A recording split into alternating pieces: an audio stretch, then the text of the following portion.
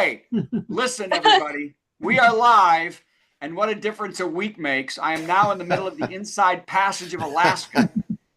I left Spain and had 3 planes to Nashville, 2 hours in a car, then 2 more plane rides from Nashville to Vancouver, then a train for 20 minutes, then 2 buses for 1 hour and 10 minutes, then 2 more buses for 1 hour and 20 minutes, 35-minute train ride to get to this boat.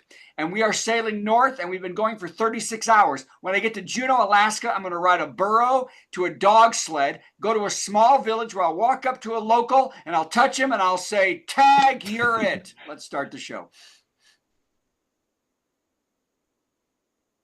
Oh my goodness. Since 2020, we've done plenty of virtual comedy shows online, and though the virus is slowing, we'll keep going because we've still got lots of hydroxychloroquine and ivermectin. Welcome to Virtual Comedy Show. It's a Zoom meeting with jokes.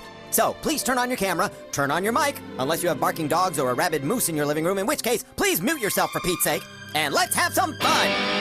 It's the Virtual Comedy Show, starring Steve Goodie and Brad Tassell.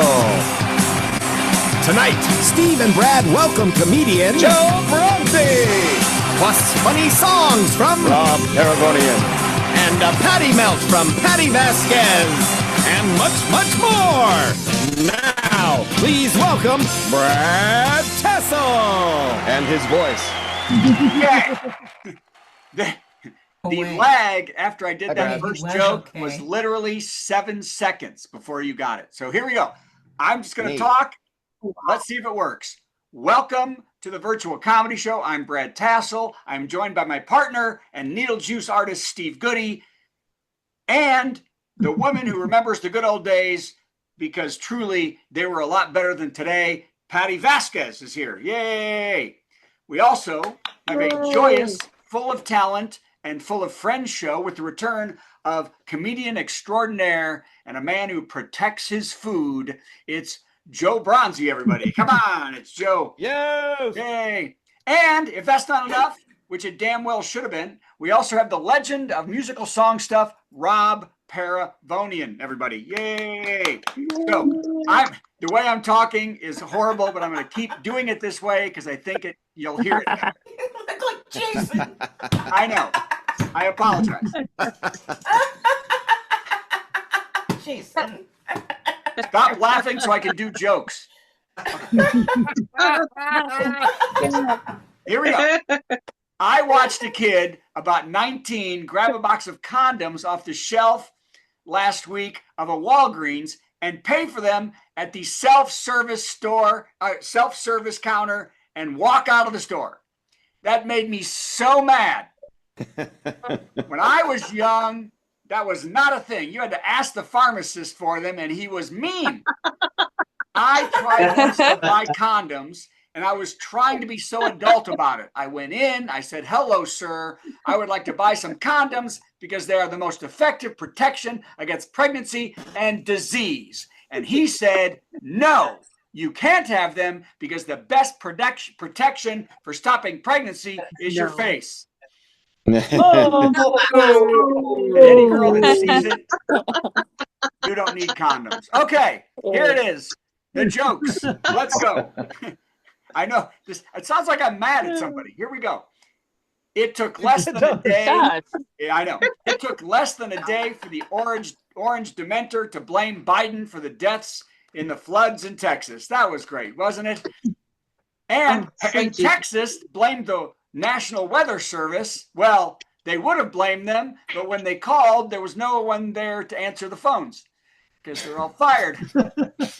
And at this point, as Biden struggles to set up a beach chair, Trump is going to scold him for letting Barron get a C+ in comparative literature at NYU. That's how bad that is. Okay. I don't know. The lag is so bad, I don't even know if we're here. Trumpy's Justice Department. You're here. Yay! Okay. Trumpy's Justice Department, after there was a sudden weird smell of burning paper, said there was no Epstein client list. It didn't exist. Attorney General Bondi, Dumb Blondie, said during a Fox interview in February that the list was on her desk and ready for review. That's what she said then. What she didn't explain is that she often uses the word review when she means blowtorch.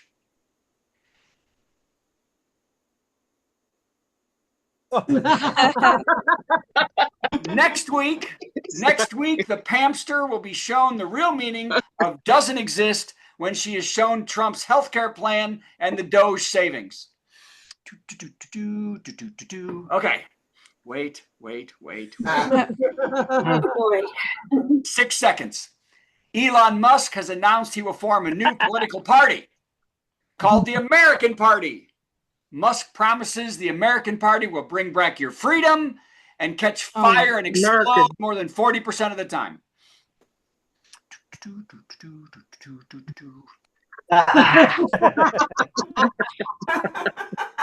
It's like I'm in a time machine. Lots of Trump stuff today. Donnie Blotzko said he wanted the Washington Commanders to change their name back to the Redskins. He then went on to ask whatever happened to those super fun minstrel shows he loved as a kid.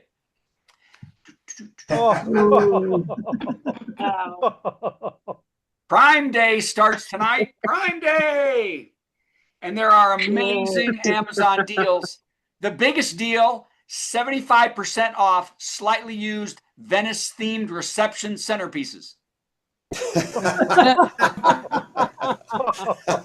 Hey, it's working a little better now. It's only a 2-second lag. Hey, this is going to be the shortest ever. Paleontologist Ben Klingman has unearthed the oldest known pterosaur, the oldest known. The small flying seagull-like reptile lived 209.9 million years ago and gives hope to 80-year-old parrot owners that think that damn thing might just die soon. Okay. Do we get that? Nobody gets that. Nobody get that because parrots live forever. People want them to die. Okay. They try to get rid of them. They come back. Yeah. The Dalai Lama celebrated his 90th birthday. Yeah. With thousands gathering to eat cake and maybe lick a child. Oh. I hope I freeze right there. Either way, you did.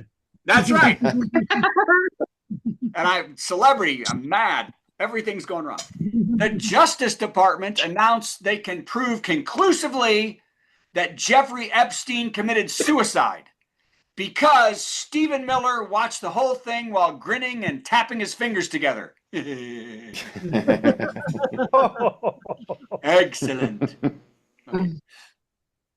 It has been illegal. I'm hurting my voice doing this show today. Maybe. It has been illegal to swim in the Seine River in Paris since 1923 because of pollution. But after the cleanup for the Olympics, Parisians and others can now take a dip in the river's waters. The city promises you will safely reach the shore to find everything you own stolen and COVID on your towel. It's going to be fantastic. But they will leave a free bracelet. Okay. This is going to be the weirdest recording I've ever watched later. Ozzy Osbourne reunited with Black Sabbath in one final show where he sang 5 songs, and then the rocker finally buried the hatchet and was given forgiveness with a huge tearful hug by the family of the Bat. Okay.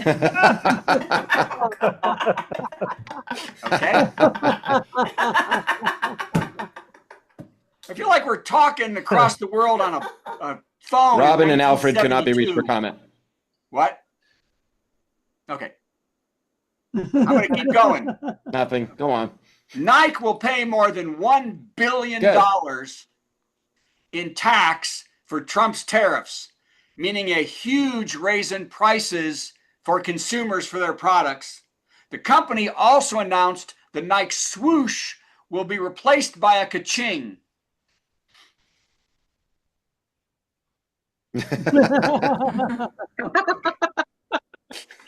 Three more. Yeah. An Australian flight was delayed for 2 hours while the crew removed a 2-foot snake from the cargo hold. The snake was found without harm and taken off the plane. I know. While it was being removed, you could hear, "Man, that thing really creeped me out," from 3,000 2-foot spiders who had already boarded.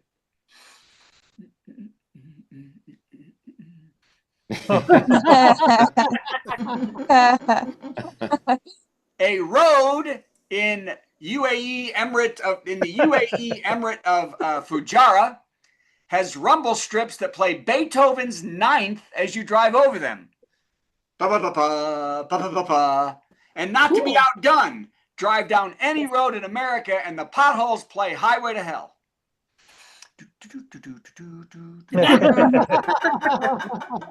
Okay, we're almost done.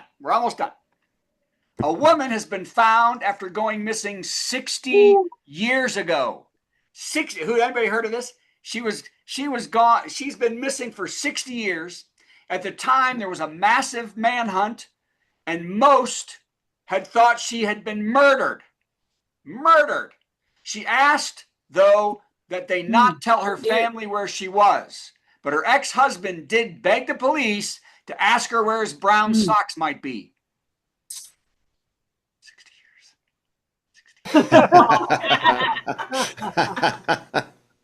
60 years. All right. Last joke, then the joke of the week. Steve, be ready 9 seconds after I tell the joke.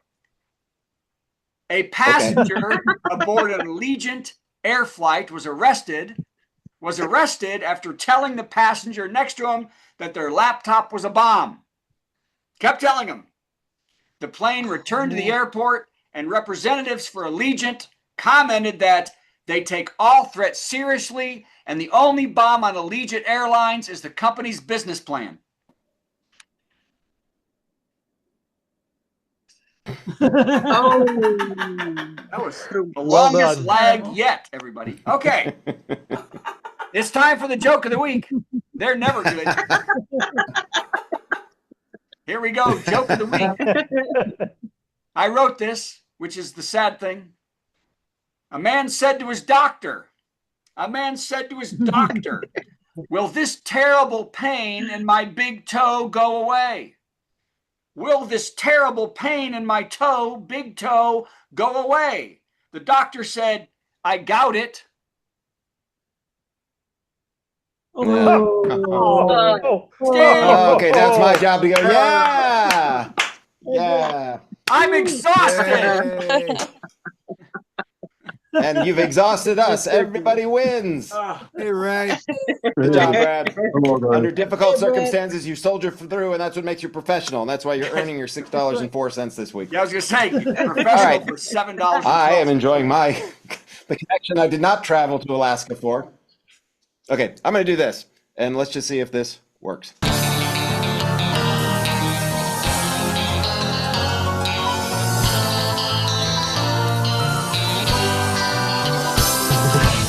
So much going on, and so much of it makes me mad, and so it was hard to pick which thing to focus on. So we're so busy worrying about the folks in Texas that we've all pretty much forgotten about what's going on in Florida, which of course they're building and it's already flooded the alligator Alcatraz, and it just makes me so mad. And our friend Laura Loomer, who's an advisor to the president, said alligator lives matter. The good news is alligators are guaranteed at like 65 good meals if we get started now. Laughing about people dying. Oh yes, it's very funny, very funny. And by the way, in case you didn't already know this, you probably already read it. There are not 65 million undocumented people in America. There are 11 million. There are 65 million Hispanic people in America. So what does this tell us exactly? What is she trying to say? Hard to believe. And then Laura Boebert chimed in, who's ready for the deportation machine on steroids? So, since they can laugh about people dying, here are my jokes. And please remember, these are all jokes, and there's no need to alert the Secret Service. Tonight's top 10 category is top 10 alligator preferred meals. This is sort of this is more of a Family Feud thing. We polled 100 alligators, and these are the top 10 alligator preferred meals. Number 10, Flambe, aka Laura Loomer Flambe with a nice Chianti, iced. Because, and I quote, alligator lives matter. Number 9, artichoke hearts garnished with Republican hearts, which is the same as just the artichoke heart.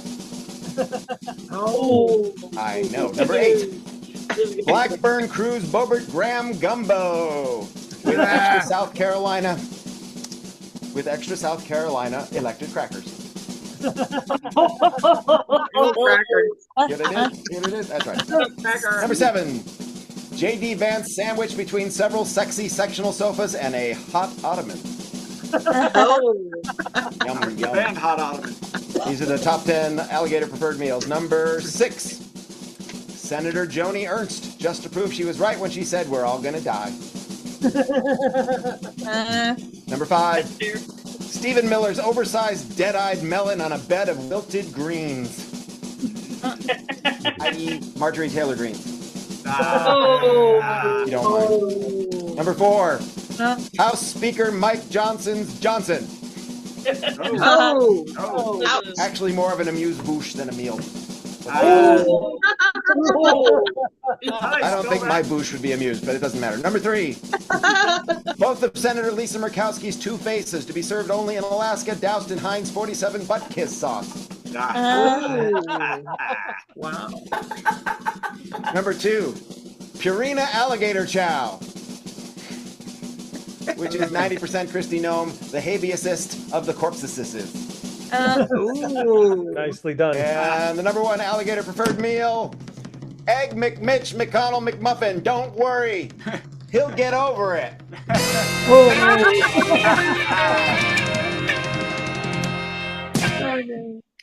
And now Brad's blank screen.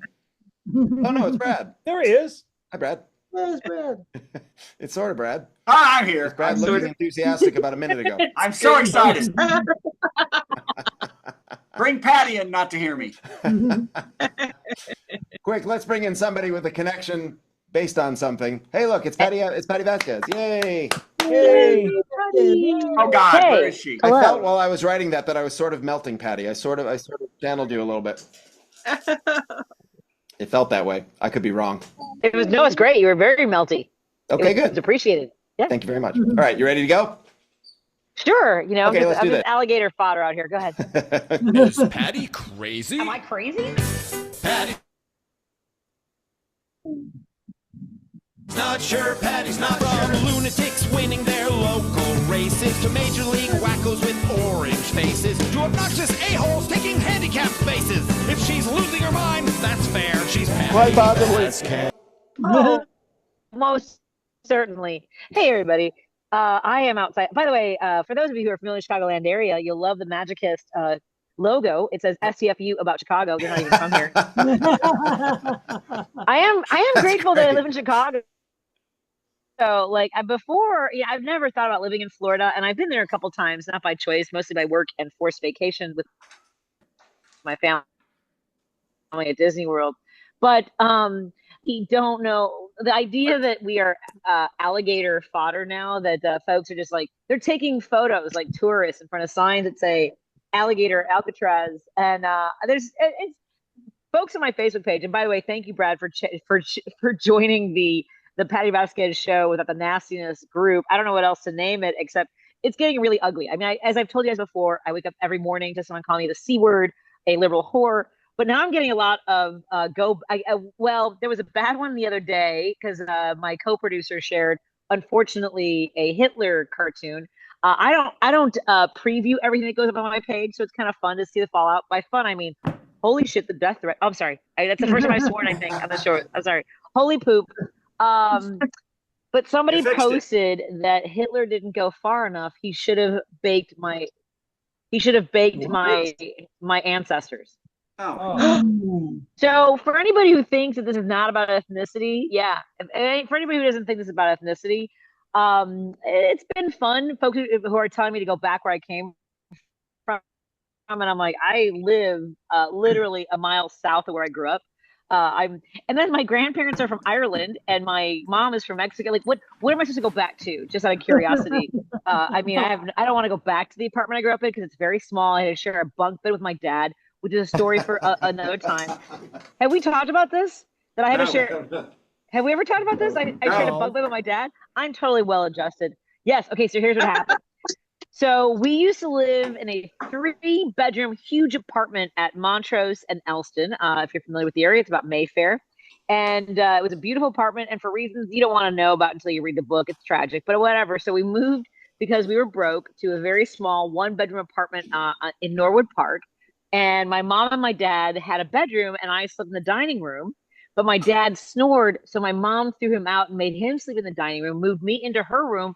Only I slept walk, which we talked about, Brad. I'm a sleepwalker. Yeah. And she was very annoyed because I apparently was dreaming about being Bionic Woman or Wonder Woman. We don't know which. I tried lifting her bed because I thought there was a car on her, but she was actually on the bed, which is very confusing when I think about the dream now. So she decided she would go to one of those furniture stores and buy bunk beds and throw me out and make me share a bunk bed with my dad. So at any rate, you know, I'm totally well adjusted. So I am not going back. So when people say go back where you came from, I am not going back to that bunk bed.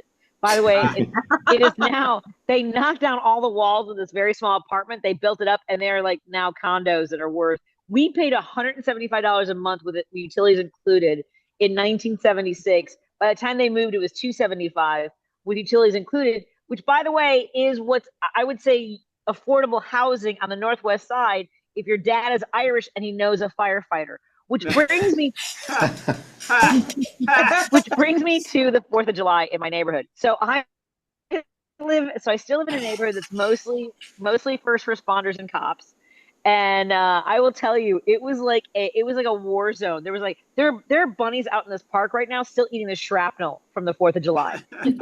This whole field was covered in smoke. I was like, are we doing a reenactment? Is it like Stonewall Jackson riding through here? What are we doing right now? Is Paul Revere, like One If I Land, coming through all the smoke and the bayonets? I don't know.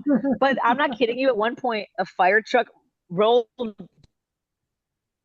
down my street and just rolled the sirens. And I'm pretty sure his kid was out there playing the fireworks. I'm in Chicago are illegal. And maybe, and this is tragic, and I'm very sorry, but a house that was apparently hoarding a bunch of fireworks maybe burned down last week. And it's tragic and it's horrible, but maybe don't bring like a warehouse of fireworks from Wisconsin. I'm just saying. And I love my neighbors. You know, I love Wisconsin. I love my cheese. I love my adult bookstores on the other side of the state line.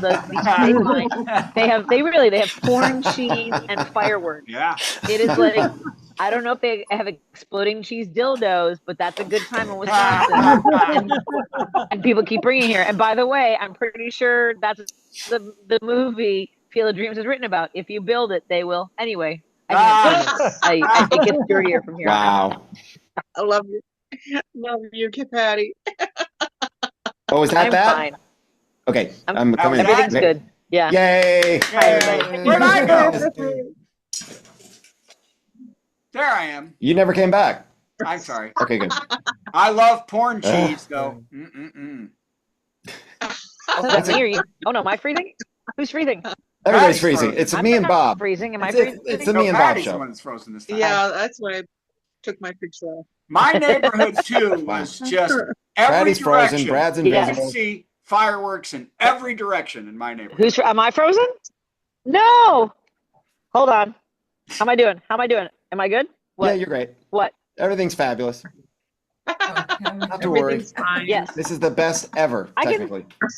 I can still smell gunpowder. Like, this is weird. This is weird. It went to 1:30 in the morning. I'm sorry, but patriotism does not stay up late. Patriotism should be in bed by midnight at the latest. I agree.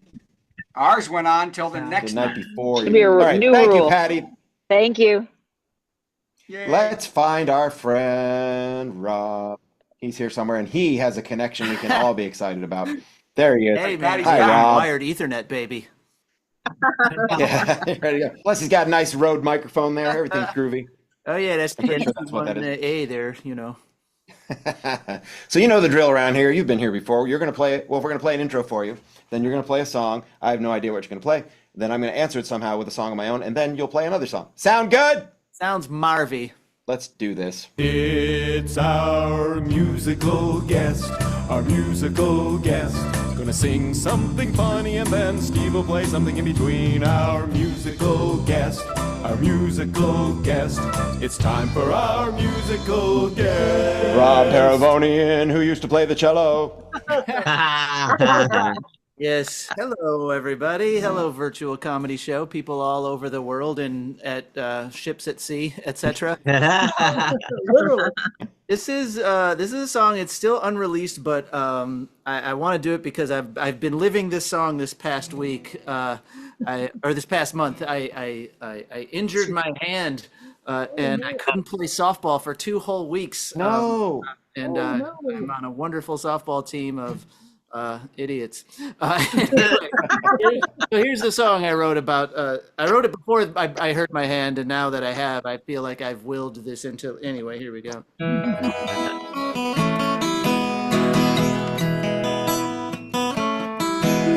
I'm leaving work, heading out to the park. Gotta get a few innings in before it gets dark. I jog a warm-up lap, and then I start to wheeze. I get my bat, glove, cleats out of the trunk of my car. Stretch out my hammies at the neighborhood bar. I got 1 bag of ice for beer and 6 for my knees. Cause I'm playing softball as a middle-aged person. Every week something hurts and it gets me cursing. My shoulder pops each time I give out a high five. I only play once a week and my body's a wreck. I got braces on my knees, ankles, elbows, and neck. And I wish I hadn't used my gut to stop that line drive. Actually, it was my hand that stopped the line drive, and that's why I was injured. I gotta have a good game, cause my last one stunk.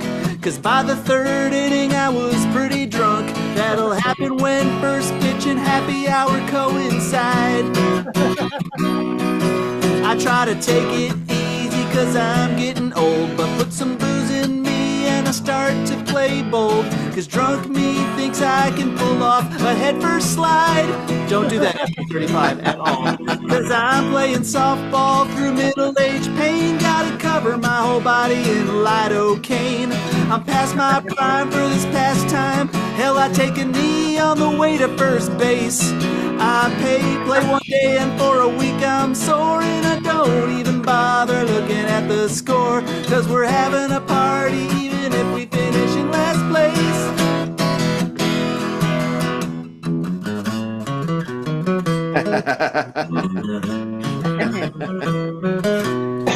Take me out, coach. I'm having a stroke. That's no joke. Take me out, coach. I feel I could die. That's no lie. There's no way I can play center field.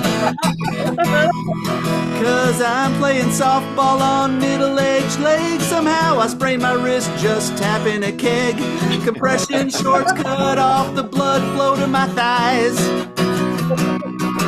I play every inning cause I'm not a wimp. But then for 6 days I walk with a limp. That's why my team gets a bulk rate on MRIs. Get sponsored by an orthopedic hospital. That's the only way I could afford to play softball anymore. Wow. Yeah. That's a new one, isn't it? That's pretty new, huh? Pretty new. New how has long become ago, more relative as I get older. How long ago did you write that? Actually, I wrote it during the pandemic, so I'd say 3.5 years. So it's Okay. unreleased. The song I'm about to answer that with is an hour and a half old. Oh, nice. I thought of this as I was coming back from the Bluebird Cafe tonight, and I started working on it just before the show. And let's just see how this goes. 1, 2 shingles and tetanus shots. 5 5, 6 tourniquets, my blood will not clot. 9, 10 EpiPen for anaphylactic shock, and now they got me in compression socks. Well, my doc said I need exercise, said I'm way too darn sedentary. I gotta walk around the block tonight. I gotta walk off the cellulite. I gotta walk around the block tonight. The cardiologist said I'll second that. I'm predicting a skibbity heart attack. I gotta walk around the block tonight. Never mind about heat stroke or frostbite. I gotta walk around the block tonight. I'm too old for weights, too lame for squats. I'm considering bone spurs, so I will not have to walk around the block tonight. I gotta walk and eat only egg whites. I gotta walk around the block tonight. I'm tired. All right. That was fun. We'll talk about that later. How about another song from Rob Parabonian? Oh, man, that was wonderful. Good times. All right, so I guess I'm going to do this one. I had a few different ones in the hopper, but I think we'll just go for a medical trilogy. This is an older song, but it sadly still applies. And now that I as a self-employed person, I buy my health insurance on the exchanges and whatnot. So that's technically Medicaid, because the Medicaid, funds the exchanges and stuff. So in a couple of years, I'm going to have to start saying I work 80 hours a month, and I'm just wondering how self-employed people are supposed to do that. If you're a lawyer in private practice, do you count the hours that you chase the ambulances as your 80 hours of work? It's gonna be confusing. Anyway. But here's a song about how confusing the health insurance industry. Went to the doctor 'cause I was feeling bad. Was trying to figure out exactly what I had. He said, I know what's wrong, but I won't tell. And I won't give you what you need to make you well. Because that treatment isn't authorized. That was the moment that I realized that my HMO wants me dead because they know it will be easier that way. It's less they have to pay. See, if they kill me now, they can save about $1 million. So I gotta watch my back. When I was young and indestructible, I had a great rate and a low deductible. Now that I'm older and I feel my age, I find that I'm not getting such good coverage. When I was young, I boosted profitability. Now that I'm sick, I'm a liability. That's why I think my HMO is where the backing vocals come in. It's very modern English, very, that's where they have to pay. You see, if they kill me now, they can save about $1 million. So I gotta watch my back. I just pray that my health stays okay, 'cause the nearest approved doctor is 8 states away. And God forbid I should ever need the ER, 'cause I know they'll throw me out once they see my plan's card. Hello, Mr. Paglajonian. This is Peter calling from your HMO. It's about the bill for the MRI and the surgery. Oh my gosh, that's a lot of money. In fact, it's so much money, we decided to declare you totaled because the cost of replacing you is a lot less. Musicians, a dime a dozen, am I right? And every 6 months they raise my premium, 'cause there's so many people out there scheming them. If I get hurt, I don't think they'll ever pay. They'll just probably say that I was born that way. Pre-existing conditions used to be a thing when I wrote the song. Sometimes I think I'd be better off with no plan at all. Or maybe I should just move up to Canada, 'cause here in the States my HMO, everybody will be dead, because they know it will be easier that way.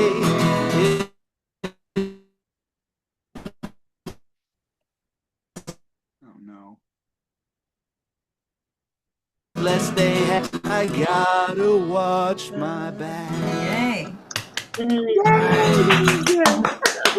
Man, we should get together to do a whole show about how we're falling apart. And also, I'd like to point out that you exercise, you play baseball, softball, and all that stuff, and it's still not helping. Right.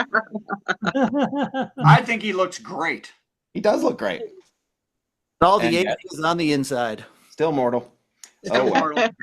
Super young. Super young. Where are you playing in the next little while? We could come see you. I'm still on a hiatus. I've been taking care of my mom's house out of state, so I don't have many live shows. So this is a fun, rare thing where I actually get to bust out the comedy songs. So thanks for having me. Give us money, everybody. Yeah. This is his Get only back gig. out there. We'll have you back on as soon as we can. Yeah. Rod P rocks on Twitch, right? Rob P Yep. rocks on Twitch. I'm on the Twitch. I'm on the, RobPRocks.com. I'm on the Blue Sky. I left Exeter a while ago. Understood. All right. Thanks, Rob. Thank you. That was tremendous. Oh, boy. Now, let's see. I'm Where the excited. hell did he go? Oh, there he is. I'm bringing in Joe. Hey, everybody. Joe Bronzy. Hey, Joe. Yay! Thank you for joining us. First of all, let me tell you how I got roped into this. Is this part of your set? Sure. Should I not start yet? Is No, this- No, because I'm going to do an intro for you. Oh, do an intro. We'll do an We have an intro. intro. Then you do Do the 10 minutes of intro. awesome. And I don't- then after that, we'll tell you how great you are. So here we go. Any second. Steve's juggling. Oops, I forgot about that. Juggling. Never mind. Juggling.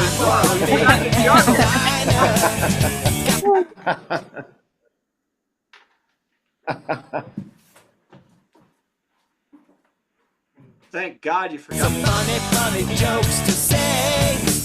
Oh, do a 10-minute set. So Bronzy, who probably will not be juggling. Definitely not juggling. I would just like to say thank you from the bottom of my heart. First of all, to Brad, who is much better when he's frozen half the time. Thank you to Steve for your excellent songs. Rob, that's the first time I've heard you. You were fantastic. Patty Melt from the middle of a field. We're still concerned about her, and we've sent out a search party, so nobody worry. I am coming to you live from my bed. This is my bed. This is the first time I've ever done stand-up comedy in my bed. Wow. Professionally. My wife insists I try it often, and she walks out on the show. My friend Brad, who is on a cruise ship right now performing, he does maybe anywhere from 1 to 10 shows a week. He doesn't get enough attention, so he has to do this in addition. And tomorrow morning, he's going to go up and help in the coffee shop so he can tell jokes as people want their coffee in the morning. That's right. Desperate for attention is what I'm saying. Yes. So my friend Brad calls me and says, listen, I want you to do my show. I said, okay, well, where are you? He says, I'm on a celebrity cruise ship. I said, you want me to come out to the ship? He goes, no, that would require a budget. What I want you to do is I want you to zoom in and do stand-up comedy. For my audience, are we talking the thousands, 100,000s, millions? And he said again, no. There'll be 4 or 5 good friends, and I want you to come on and perform. We talked about money. I'm not getting any. So here I am. And just for the record, the timer has already started on my 10 minutes. I just want you to know that, yeah, good, it is. So here's the, first of all, I want to share a positive message with the world. I do it every chance I get. I believe that no matter how rough life gets, it's going to get better. And I'm case in point. Okay. All right. About 15, 16 years ago, I went through a brutal divorce, brutal custody battle. I just wanted to see my kids. My ex just wanted me to die. Awful. Stress.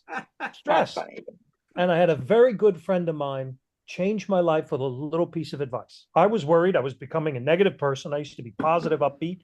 She said, this woman, Jody, brilliant woman, said, you know what? Go home tonight and do one thing positive and creative. This is true, ladies and gentlemen. True story, changed my life. She said, do one thing positive and creative to get over all the angst and the stress of this divorce. And I listened to her, and it made all the difference in the world. I went home that night, and I wrote a children's book. I did. I wrote a children's book. It's called Your Mother's a Whore. It's going to be a bestseller, I think. They won't let me use the pictures I sent, but I'm hopeful. I'm hopeful. I've had to have a positive attitude my whole life. Recently, take your time with that one. I love it too. That's all right. I don't want to leave any of the four of you behind. So I have to have a positive attitude. I'm the father of two teenage girls. Two. That's right. If I say two children, people say, how nice. If I say two teenage girls, they go, oh, you messed up. Yes, I did. Yes, I did. It's all right. It's all right that I have two teenage girls. I like one of them. I do. I like one of them. She's wonderful. Very sweet. The other one is the meanest creature on God's green earth. She'd make a pit bull pee. She's terrifying. Sometimes I just throw meat in a room and shut the door. That's it. The mean one does this thing when she's irritated, which is 2-3 times a minute. She rolls her eyes back into her head until she can see her own brain. And then she makes this sound. The first time she did it, I said, are you decompressing? What's happening? If you come up too fast, you'll get the bends. What is the matter? The last time she did it, I said, you know what? I hope that's the demon leaving your body. But we don't fight. Her and I don't fight with my kids. I don't deserve credit for this. When I was holding my baby girl, my first one, in the hospital, my friend Jody was there, and she said to me, you know, she's going to learn how a man should talk to her by the way her father speaks to her. And I looked at my friend Jody and said, well, you just ruined my whole parenting plan. I was raised Italian in the 70s. I was going to start screaming in the hospital. No, you can't do that. So credit to her, not to me. I don't raise my voice to my daughters. I make a stupid dad joke. It diffuses the situation, whatever. But the mean one and my ex, oh, they're going to be on the news. Like with a helicopter and a searchlight. They scream at each other. And I don't condone. I don't think when I was growing up, a child couldn't yell at an adult and live. That didn't happen. So I'm not condoning. I'm just reporting. They scream at each other. I went to pick up my daughter at my ex's house. And I knew something was wrong because I got out of the car and all the birds flew away.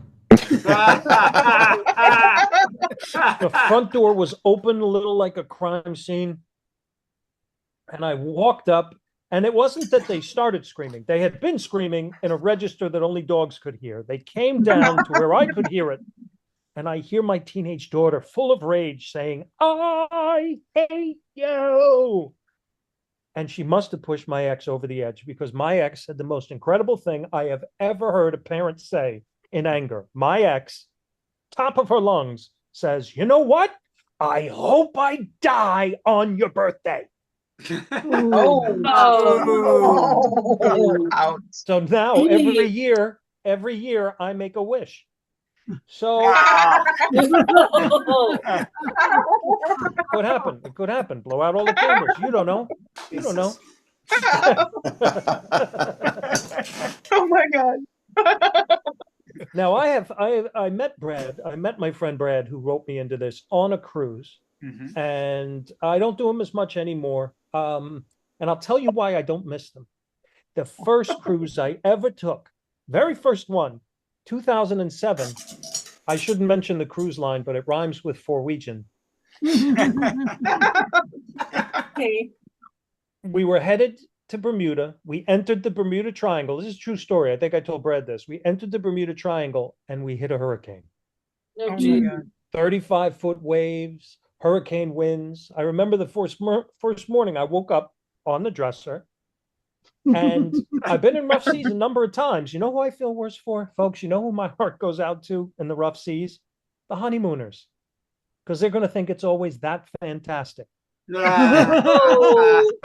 setting the bar too high. You're setting the bar too high. It'll never be like that again. That's all I'm saying. That's all I'm telling you. So I wanted to share a story with you. When I did Zoom during COVID, I talked to a nice friend of mine who had always worn glasses. I'd only seen him with glasses. What happened? He said, I had the LASIK surgery. I said, well, I had the LASIK surgery. This is true. I had LASIK surgery almost 20 years ago by accident. It was an accident. We had this program. I had my day job, still had my day job, which clearly I should have kept. And they had a program where you take taxes out for medical expenses you take money out of your paycheck for medical expenses, then they don't tax you. That was the program. It was new. They do it all the time now.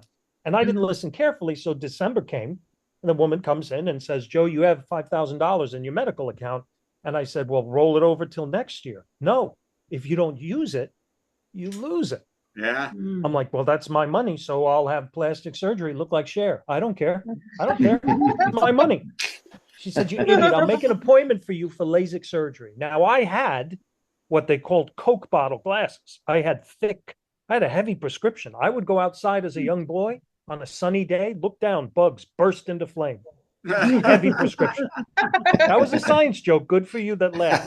To explain it to the others. So I went to get this LASIK surgery. I didn't know anything about it. I made two assumptions. One, that they were going to make me fill out a clipboard this thick of my medical history. Two, because it's in Manhattan and it's crowded, this doctor's office, I'm going to be there 12 hours. Those are my two assumptions. First assumption, gone. They hand me half a piece of paper on a clipboard, name, address, phone number, emergency contact. I couldn't believe it. I said to the woman, this is it? This is all you need? She said, sure. But if you're nervous, I can give you a Valium to help you calm down.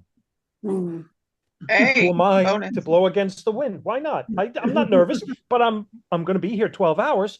Sure, I'm trepidatious. But gives me a Valium. I take it. I had kept the pen because I was so blown away. That's all I had to fill out.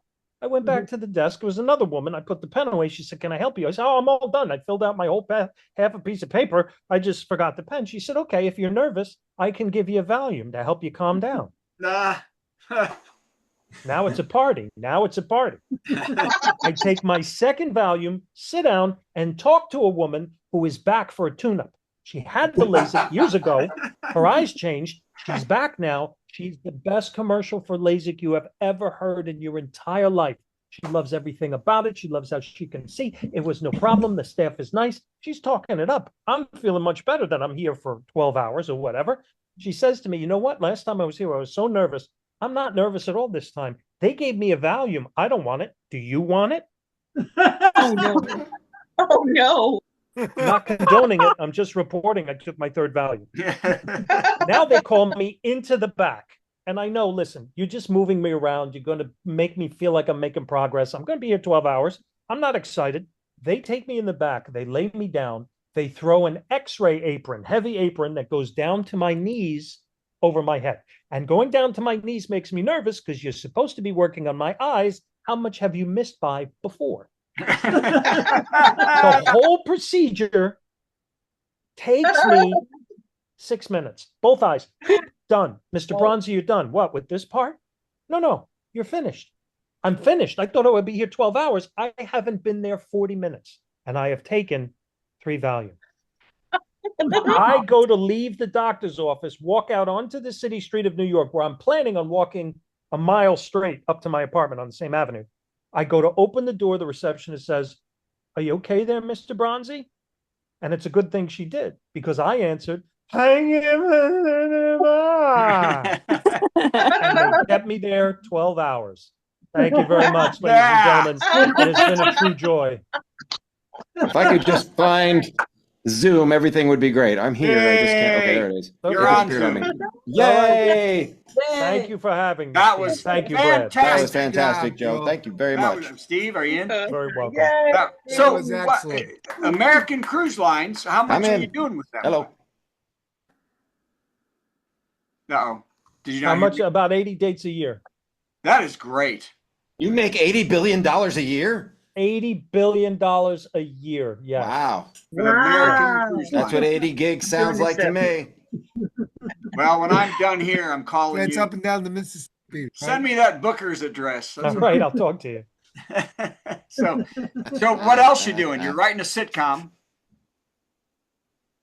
I'm writing a sitcom with an old friend, and my first science fiction novel is being shopped by my literary agent, who unfortunately is not very motivated. He probably hasn't even put on pants today, but it has been sent to publishers. It's being shopped.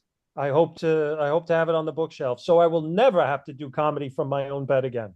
I don't see why you should call our entire audience, none of whom are wearing pants, unmotivated. No, an audience with no pants is no problem. And my shows in clubs and ships, I ask them to take them off. Yeah. I want to buy your children's book. Yeah. Thank you. And you will now do this show every 6 months. Oh, what have I done to deserve You are a that? lucky guy. Credit to show business, and I'm proud to know both of you. Twice a year. Thank you so much. You have the most sincere sarcasm. Okay. Get ready, amazing. Joe. You guys are great. It's time for another thing. Let's see if this will work at all. Maybe. Okay. How about another dumb song from Steve for no reason? Actually, there's a reason. It's a commercial, because a week from Tuesday, I'm doing my show again. Hey. It's Al, the weird tribute, and how Daniel Radcliffe got mixed up in this nonsense. I'm Steve, and I like funny songs. How come you're always such a fussy young man? Don't want no Captain Crunch, don't want no Raisin Bran. Just eat it, eat it, eat it, eat it. Get yourself an egg and beat it. That's right. Tuesday, the 15th of July. Come to Nashville and have a taco with us. All right, now it's time to beg for money. Brad begs for money. Hey, we need your money. We don't charge a cover or a 2-drink minimum, so what did you expect, Jack? Now, if you can hear me, let's just announce, no matter how much money you give us, my connection ain't getting no better. So go to virtualcomedyshow.com and donate to the show, and we can get Joe Brownsy's bedroom to look even more like Liberace's. He's sleeping in Wayne Newton's backyard right there in that bed. Oh my God, look at that bed. That is so amazing. Look at that thing, quilted and everything. Go to virtual. We need money for rhinestones is what we need. That's right. He's wearing rhinestone underwear right now. Go to virtualcomedyshow.com and donate to the show. And Patti, by the way, has she has a kind site now that she's let me be in, and it's very nice. So go, and if you give us $1,000, Patti will send you the link to that. So virtualcomedyshow.com, because I'm probably done here. All right, finish.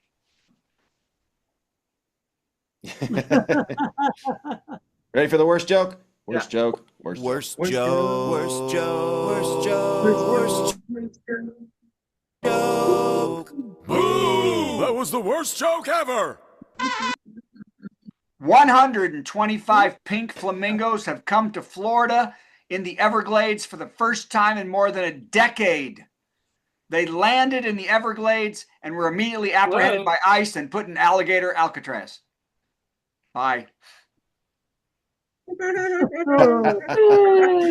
I guess that's it. Good night, everybody. Hey, that was the virtual comedy show. We learned a lot of stuff we didn't need to know, like into the toilet, America goes. That's what you get when you watch this show. It's gonna be a long 4 years. We have a lot of fun at the virtual comedy show. It's better than sitting home playing with your toes or going to the dump to watch them decompose. Keep coming back to the virtual comedy show. We appreciate your support of the virtual comedy show. With a budget of nada, nothing zero, we're a little less fancy than HBO. Still, every Monday is the virtual comedy